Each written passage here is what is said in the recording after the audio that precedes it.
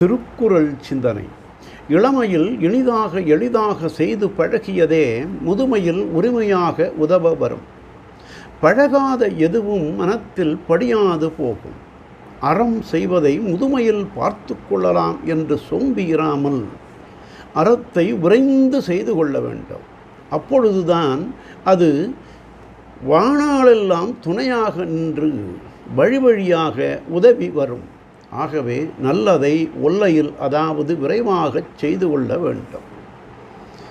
தேள் கொட்டிய கடுப்பு போல வயிற்றில் பசித்தி பற்றி எரிய அன்று சென்று நிலத்தில் நாளேர் வைக்கப் போனவன் போல இறக்க நேர்ந்தபோது அறத்தை எண்ணுவது அழி துயரமான இழி மடமையாகும். ஆகவே வானவில் மேக மின்னல் நீர்க்குமிழி என நிலையில்லாத உடல் நிலைத்து நிற்கின்ற பொழுதே நிலையான அறத்தை செய்து கொள்ள வேண்டும்.